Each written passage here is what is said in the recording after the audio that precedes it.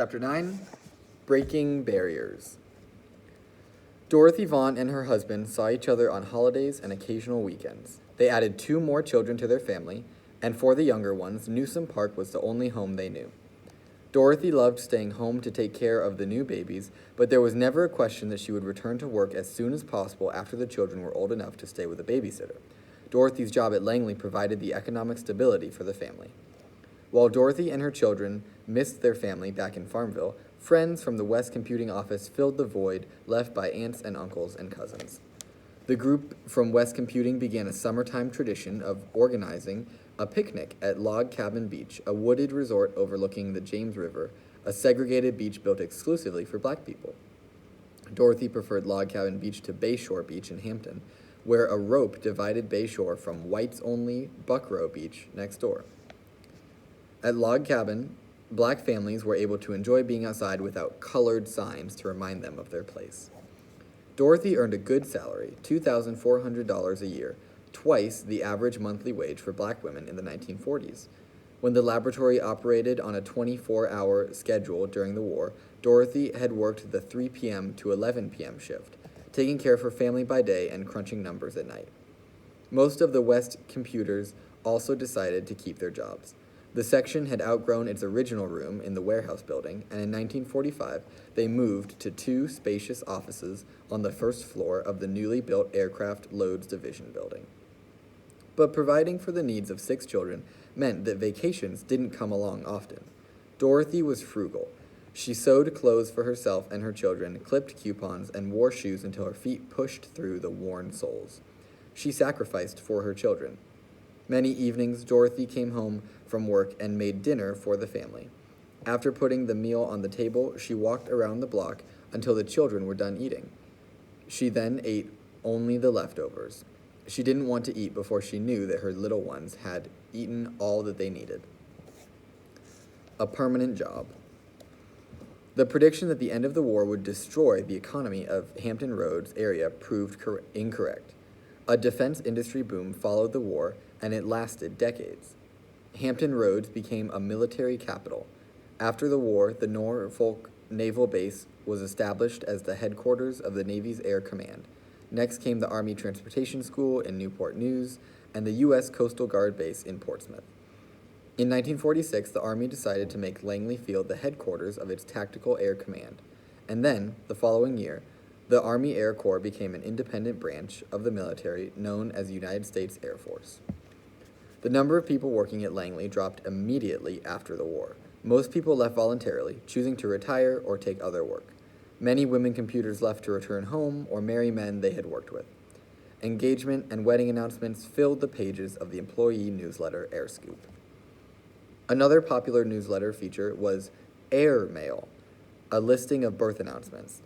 The women had to figure out how to balance the demands of family and work on a long-term basis.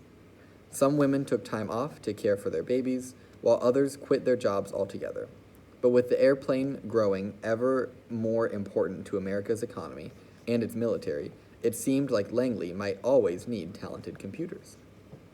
In 1947, the laboratory disbanded the East Computing Pool and sent the white women who had been working in that office to work in specific wind tunnels. All of the East Computing's assignments were reassigned to West Computing. With the added work, West Computing remained in high gear. It wasn't surprising that Langley wanted to keep Dorothy Vaughan on as a computer.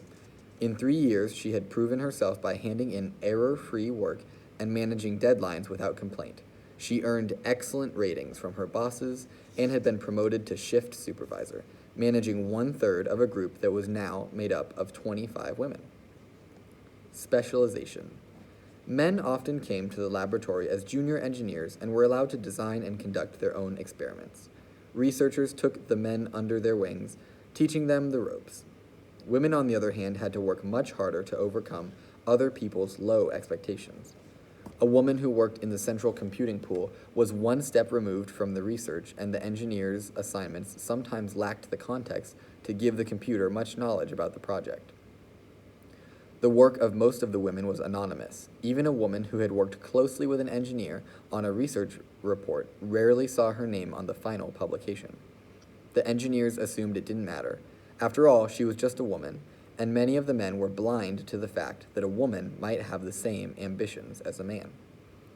Sometimes a computer's work impressed an engineer so much that he invited her to join him working full-time with a wind tunnel group.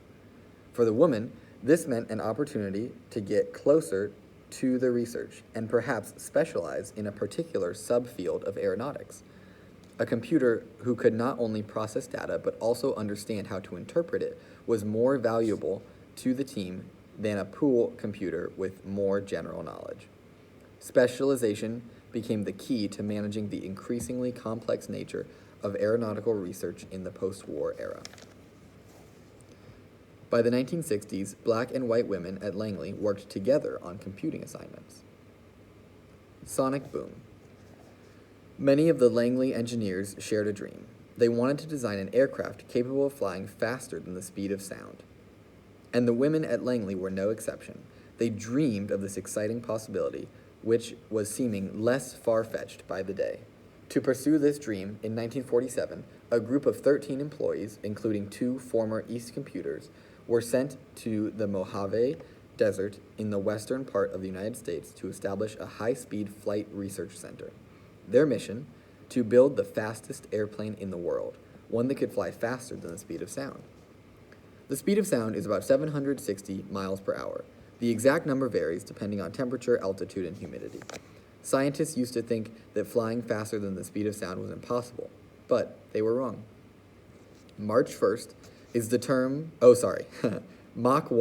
term for something moving at the speed of sound. When an object is moving this fast, the air molecules in front of the object can't get out of the way quickly enough, so they become compressed and form a shock wave. That shock wave is the noise we hear from the crack of a bullwhip or the firing of a bullet. Scientists weren't sure what would happen to a pilot or his plane if he flew at Mach 1. Some researchers thought that the plane or pilot would be destroyed by the power of the shock wave. Others disagreed. There was only one way to find out. Try it. On October 14, 1947, pilot Chuck Yeager flew over the Mojave Desert in an NACA-developed experimental research plane called the Bell X-1, and he pierced the sound barrier for the first time in history. The plane caused a loud noise, a sonic boom, just like the shock wave from the bullet and the bullwhip. But the pilot and the plane were safe. The female computers on the ground verified the data transmitted from the instruments attached to the X-1 on its record-breaking flight. Pilot Chuck Yeager stands next to the experimental aircraft Bell X-1, which he named Glamorous Glennis after his wife. At the Mojave Desert facility, the computers who helped with this experiment had the chance to do significant work and get credit for it. They were promoted from computer to the higher position of junior engineer and were named as the authors of research reports, a necessary first step in the career of an engineer. And for a woman, it was an extraordinary achievement. It meant that the whole world would see that she had contributed to a worthy piece of research and that she was an important member of an engineering team. Dorothy Hoover, another black woman who worked in West Computing, was the first African-American woman to leave the computing pool and get a chance at a research job working directly for an engineer. She had earned an undergraduate degree in math from Arkansas Agricultural, Mechanical, and Normal College, and a master's degree in mathematics from Atlanta University, and she taught in 3 states before coming to Langley in 1943. She was excellent at abstract concepts and complex equations. She had been assigned many of the most challenging problems and always submitted flawless work. As a talented mathematician with an independent mind, Dorothy Hoover was a perfect addition to any research team. Her visibility with engineers increased with her promotion. She answered the computer's questions and understood complex math so well that she sometimes knew more than many of the engineers in the lab. The section leader. Dorothy Vaughan was an excellent leader within the West Area computing pool. In 1947, one of her bosses got sick and was out of the office for a month. The next year, the boss fell ill again. Then, in early 1949, Dorothy's boss began to act strangely at work. She suffered a mental breakdown and was forced to leave her job. This tragic incident left the computing pool without a leader, but the engineers at the laboratory decided to choose Dorothy to be the temporary head of the entire section. This was the first time an African American woman had been assigned a management role at Langley. At the time, it was unthinkable for a man to report to a woman. Men were always ultimately the people in charge.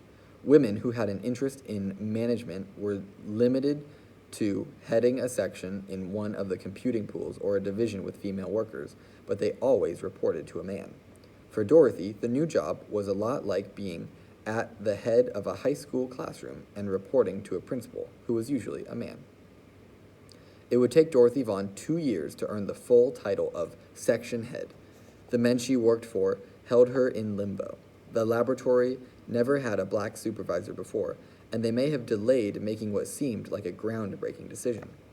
Dorothy, however, was patient.